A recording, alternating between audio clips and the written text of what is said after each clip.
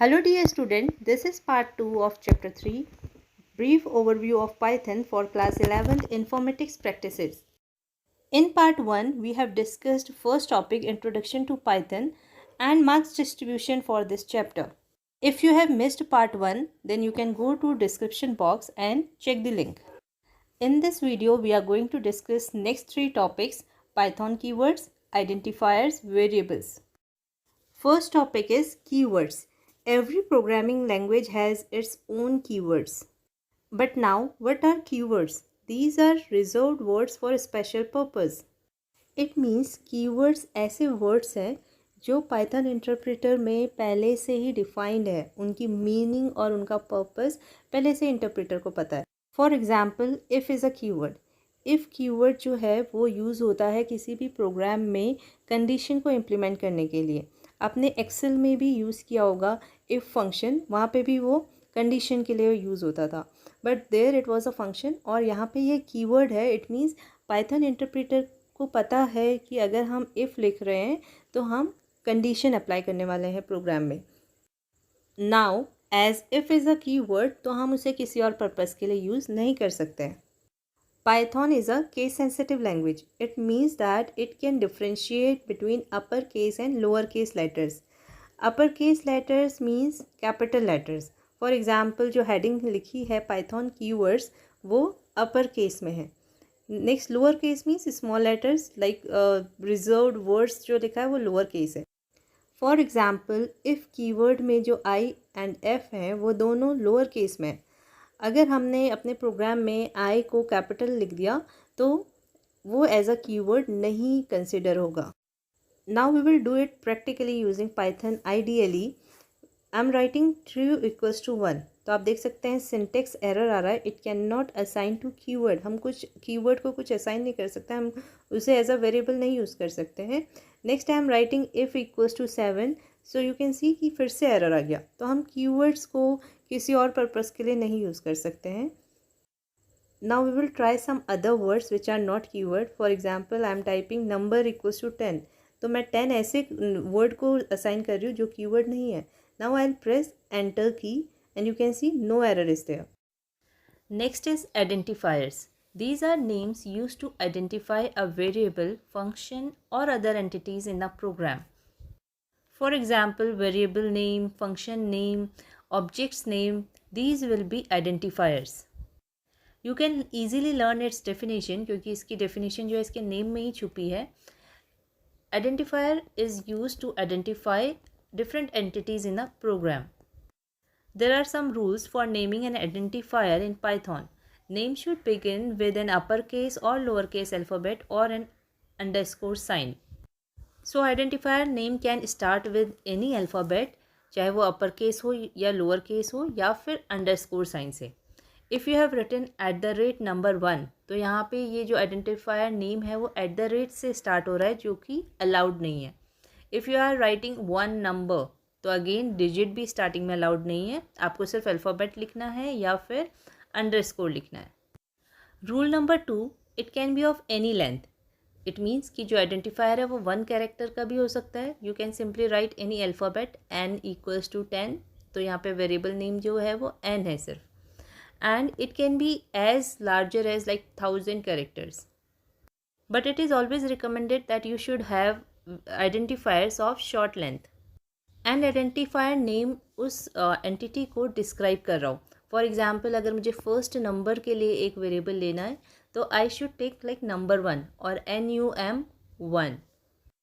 Next important rule, it should not be a keyword. तो जब भी आप आइडेंटिफायर ले रहे हैं तो आपको ये चेक करना पड़ेगा कि that should not be a keyword. We should not use special symbols other than underscore. Underscore के अलावा हम कोई और स्पेशल करेक्टर नहीं यूज़ कर सकते हैं. For example, percentage, @ comma, these should not be used. For example, you have to write identifier for maths marks, so you can write simply marks maths. Or if you want to write identifier for marks of IP, then you can use IP/marks or marks/IP. Now what is a variable? It is an identifier whose value can change. तो आप लोगों ने maths में भी पढ़ा होगा, variables are those whose value can change. In the same way in Python also, variables are the values or identifiers whose value can change. We will understand this through example. Variable is a named storage location. इस statement का meaning हम example के through समझेंगे. We have written age equals to 23. Age is a variable here और हमने उसमें 23 value assign की है.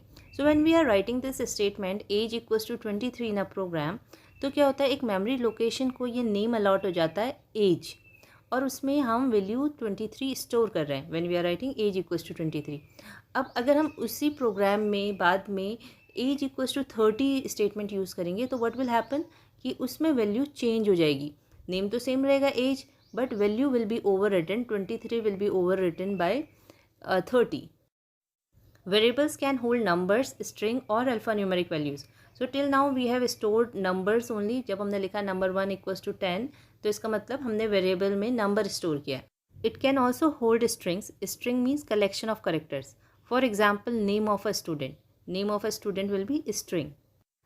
Next is alphanumeric values. Alphanumeric values means जिसमें alphabet and numbers दोनों आए. फॉर एग्जाम्पल अगर हमें किसी का एड्रेस लिखना है तो वो एक अल्फ़ान्यूमेरिक वैल्यू है क्योंकि उसमें नंबर और कैरेक्टर दोनों आते हैं. Next, variables must always be assigned values before they are used in a program, otherwise it will lead to error.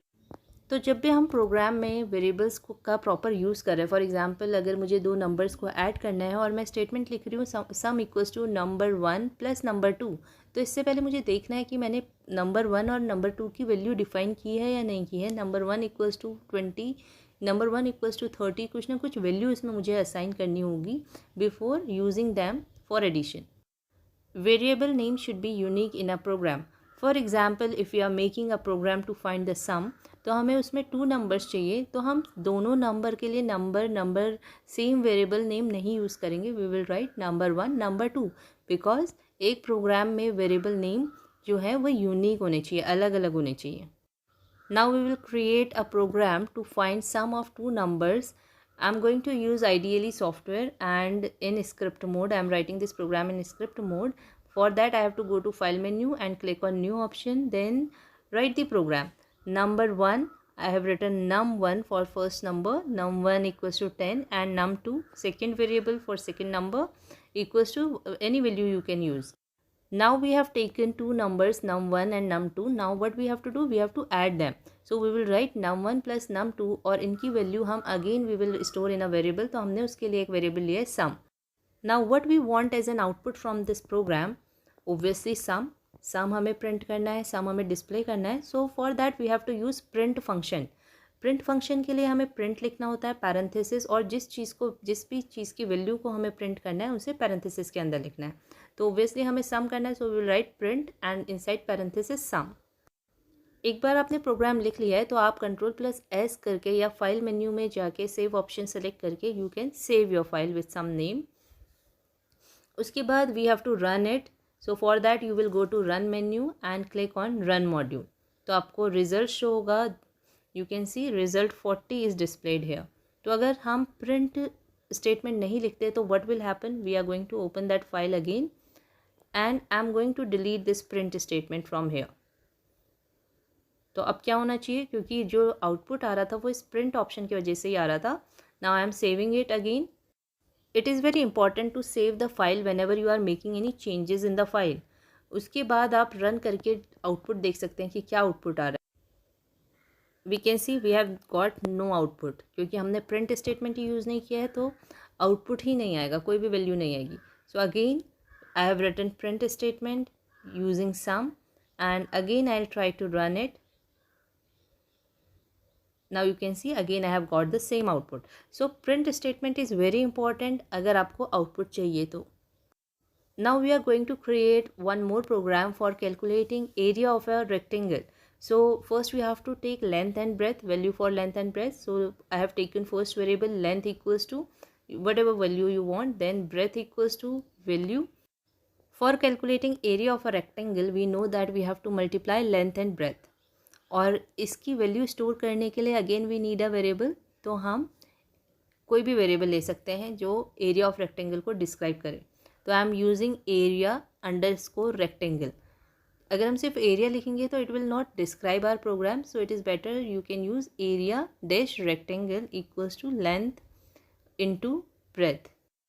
Here we need value of area as an output, so we will write print and inside parenthesis area underscore rectangle.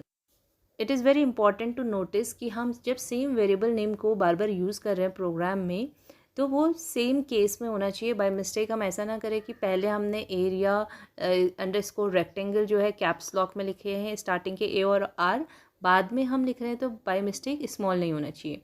Cases should match because we have read that Python is a case sensitive language. After that we will go to file menu and click on save option. We will save the file. I am saving it with name area and you have to click on then yes if you want to replace the older file. अगर आपने पहले से एक file बनाई हो और आप उसी में चेंज करें then you can replace it and then run the file and you will see the output. So today we have learned keywords, identifiers, variables and programs to find sum of two numbers and area of rectangle. This much for this video. In next video we will learn operators, expression, input and output. Thank you for watching this video.